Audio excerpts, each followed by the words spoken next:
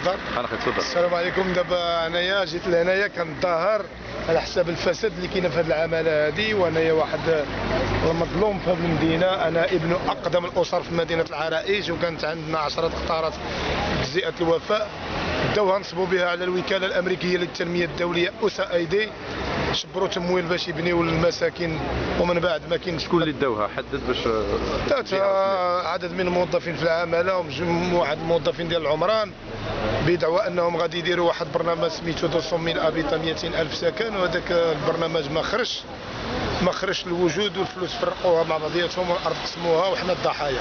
مشات لنا 10 ديال القطارات ضيعه فلاحيه، وانا ابن اقدم الاسر في العرايش، وباش بغاو يمسحوا التاريخ ديال هذه المدينه والناس القدامى اللي كيشكلوا الامتداد والاستمراريه ديال المدينه وحافظين على التاريخ ديال المدينه، فرضوا علينا باش نمشيو نسكنوا في البرارك، ومن بعد دوزونا بمدن بدون سفر. وحنا اصحاب حق، اصحاب ارض. باش كطالب انت دابا؟ كنطالب بالانديمنيزاسيون، تعويضات على شكل فتح محضر لجبر الضرر. اول مره غادي تجي انت اليوم؟ دائما كنجي وكندير مظاهرات قدام العمران وكي، وباقي ما داروا معايا والو. انت مسؤول ما جا طلب معك الحوار؟ ما جا معايا حتى مسؤول. التقيت بسي بالماحي النائب ديال الكانوني في العمران، واللي مكلفه بالماركتينغ تمايا، والحمومي، وصيفطوني عند امين الزريني وكيقولوا بانه يعالجوا معايا الامر، ما عالجوا معايا والو. انا عطاوني 50 متر في العرايش. انا كانت عندي 10 القطارات ومزروعه بالاشجار ديال الفواكه، وعندي البير وعندي الدار بالقرمود، وهذه داوها لي الصحه وعطاوني 50 متر بحال ضرب لي تسونامي ولا زلزال على 1000 سلم ريشتار.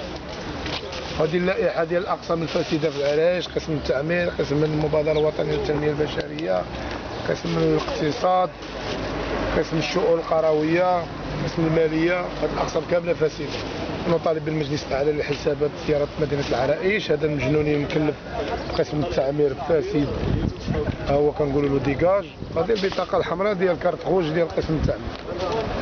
هنايا عندنا سيدي لا كوربسيون 100%. وفي نهايه المطاف السيد العامل ديال العرايش اللي جابوه جديد باقي ما استقبلناه، هضر معانا، كيهضر مع مواطنين، لا مع والو، ما عرفناش واش خفنا لا يكون بحال السابق وصافي. شكرا.